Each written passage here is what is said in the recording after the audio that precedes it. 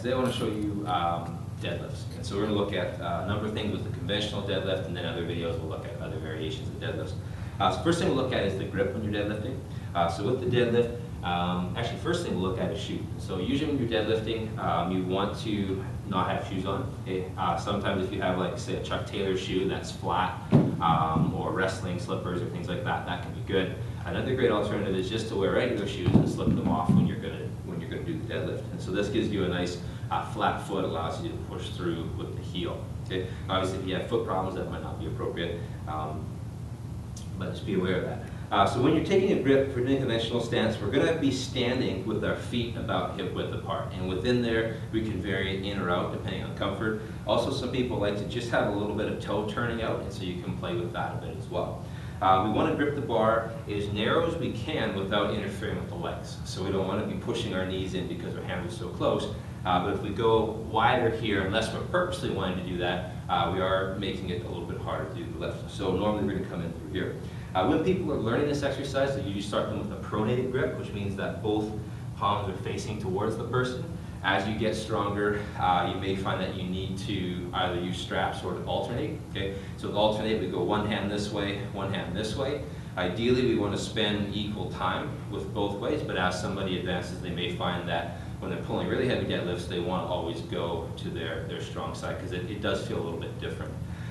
With the pronated grip, the alternate grip, it can bother the bicep tendon. Sometimes you hear bicep tears, can aggravate the shoulder, the wrist sometimes. So if you are experiencing problems like that, or you do have problems, you may choose to use a pronated grip and then use straps as you get heavier if the alternate grip is not an option.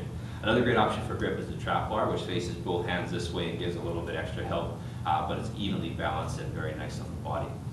So once you've got the grip, you want to look at it set up, and when you're setting up, you want to look for a nice 3-point checklist. And this is something I looked from Mark Ripto, and what you want to see is that you want to have these 3 things happen. The first is that when you're in your setup position, you have the bar touching your shin. So when you're lining up yourself, a lot of people will line up too far back, and as a result, they're going to be forward in a dangerous position. One of the most important things to do for back safety when you're deadlifting is keep the bar in nice and close to the body. Okay?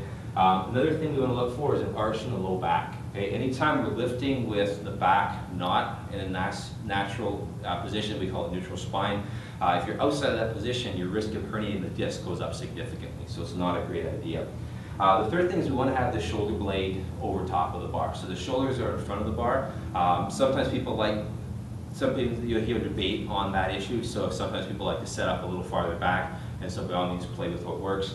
But normally we'll go in this position here. So we've got this position here. Now, when we're lifting the bar, we want to squeeze it off the ground. We don't want to jerk it off the ground.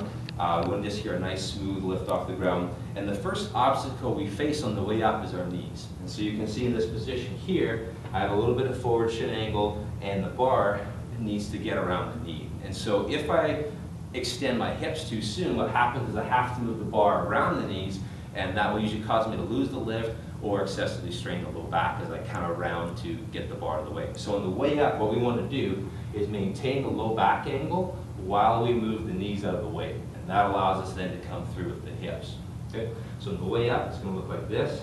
In the position here, we also want to get nice and stiff and tight. So before you lift, you want to take a breath of air in, tighten up the body. So you want to brace the abs like you're going to take a punch, clench the floor with your feet, squeeze your glutes, pull your lats in nice and tight, grip the bar really hard, get everything really stiff, and that will protect you and improve your lifting performance. Okay?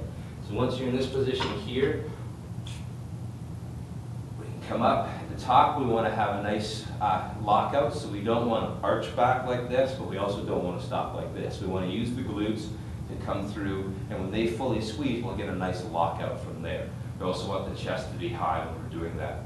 On the way down, a lot of people will bend the knees right away, and then again, we have the problem of getting the bar around them. So what we want to do is push the hips back and come down like that. So that's kind of the motion we're looking for. Again, stay stiff, keep an arch in the low back, keep the weight on your heels, and keep the bar sliding up and down your legs. Actually, when I deadlift, I almost always deadlift in pants so that I can just slide up the pant without getting the shins all scraped up.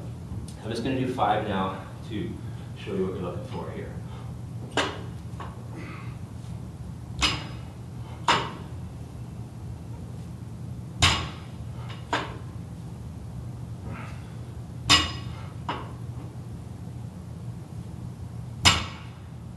Enjoy.